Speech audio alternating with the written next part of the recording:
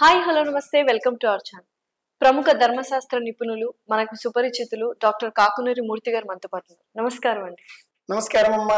ఎలా ఉన్నారు? క్షేమంగా ఉన్నాను తల్లి. పువ్వులు ప్రధానంగా పూజకు ఉపయోగిస్తుంటారు. మగువ సిరిలో ఉంటుంది అండ్ అలాగే చనిపోయిన వారి మీద కూడా వేస్తూ ఉంటారు. అసలు పువ్వులు ఎక్కడ ఉంటే మంచిది? పువ్వులు మొక్కకు ఉంటే మంచిది. ఎంత అద్భుతంగా చెప్పాడు ఒక మహానుభావుడు అంటే జంధ్యాల పాపయ్య శాస్త్రి గారు వారి పేరు. ఊలు దారాలతో గొంతుకకు ఉరి దిగించి గుండెలో నుంచి సూదులు గుచ్చి కూర్చి ముడుచుకొందురు ముచ్చట ముడుల మమ్ము అకట దయలేని వారు మీ ఆడవారు అని రాశాడు. మా నెత్తురును మీరు అత్తరులుగా మార్చి వినియోగిస్తారే. బుద్ధదేవుడి భూమిలో పుట్టినావు, సహజమగు ప్రేమ నీలోన చచ్చెనేము, అందమును హత్య చేసడి హంతకుండా మైల పడిపోయేనో ఇది మనుజ జన్మ అంటూ ఒక పుష్పము విలపించింది.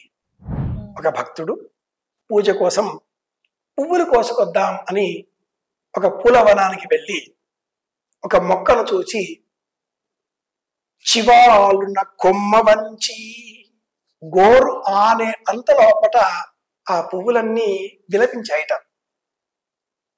అద్భుతమైనటువంటిది ఈ పుష్ప విలాపం. అయినా మనం వినియోగిస్తున్నాం. ఆరోమా థెరపీ అన్న పేరిట వ్యాధులను నియంత్రించాలి. పుష్పాలను శిరస్సులో ముడుచుకోవాలి. పంచ అలంకరణలలో కాలికి పసుపు, చేతికి గాజులు, కంటికి కాటుక, నుదుట బొట్టు, శిరస్సులో పూలు, ఈ 5 తప్పనిసరిగా ప్రతి మహిళ వినియోగించినట్లయితే ఆరోగ్యం చేకూరుతుంది అంటుంది ధర్మశాస్త్రం. ఆరోమా థెరపీ అన్న పేరిట పుష్పాల సువాసనల ద్వారా రోగాలను నియంత్రించవచ్చు. జపాన్లో పుష్పాలను ఒక క్రమ పద్ధతిలో అలంకరించడాన్ని ఒక కళ, ఆర్ట్ అంటారు. ఇకెబినా అన్న పేరిట పూల సజ్జలని సిద్ధం చేయడం, శిరస్సు పైన పెట్టుకోవడం మాత్రమే కాకుండా దేవుడికి మాత్రమే అర్పించడం అని కాకుండా ఇష్టపడిన అమ్మాయికి కూడా ఇష్టపడిన అబ్బాయికి కూడా మీ రెండే నాకు ఇష్టం అని చెప్పడానికి ఎరుపు రంగు పుష్పాన్ని ఇస్తాం. మనిద్దరం జస్ట్ ఫ్రెండ్స్ అని చెప్పడానికి తెలుపు రంగు గులాబీ ఇస్తాం. మనిద్దరం క్లాస్మేట్స్ కలిసి చదువుకుందామా అని చెప్పడానికి ఎల్లో కలర్ పుష్పాన్ని ఇస్తాం. ఎప్పటికైనా నేను నీ అంత చూస్తా అని చెప్పడానికి నీలం రంగులో ఉండే గులాబీని ఇవ్వాలి. ఇలా చెబితే ద గ్రేట్ డిక్టేటర్ అనే ఒక సినిమాలో చార్లీ చాప్లిన్ ఒక అమ్మాయిని ఇష్టపడతాడు. ఆ అమ్మాయి పువ్వులను సేకరించి పూల గుత్తులు సిద్ధం చేసి అమ్మేటటువంటి యువతి.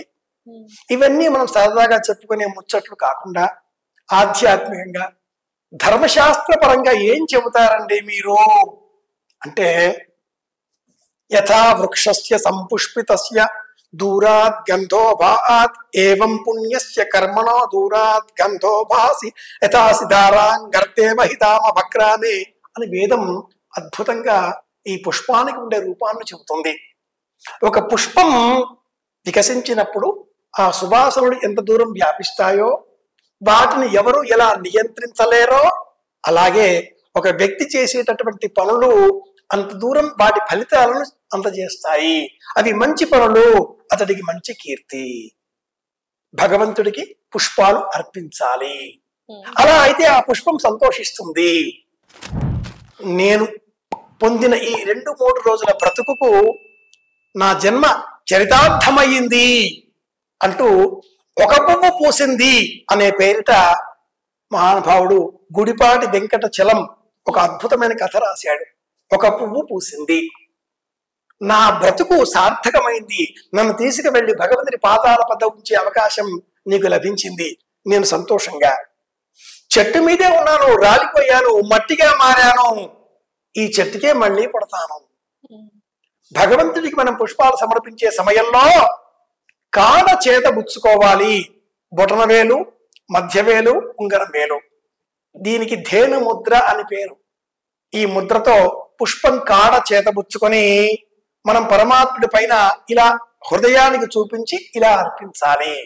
అర్పించే సమయంలో కాడ భాగం పరమాత్ముడి వైపు ఉండాలి, పెటల్స్ రెక్కల భాగం మన వైపు ఉండాలి.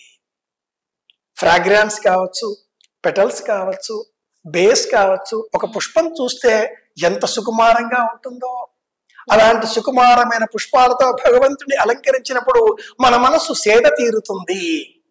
ఇదే థెరపీ, ఆరోగ్యం. పరమాత్ముడికి అర్పించాలి. మహిళలు శిరస్సులో పెట్టుకోవాలి, మగవారు కూడా ధరించవచ్చు, మెడలో హారాలుగా వేసుకోవచ్చు, పుష్పమాలికలుగా విదేశాలకు వెళ్లే సమయంలో ధరింపజేస్తారు.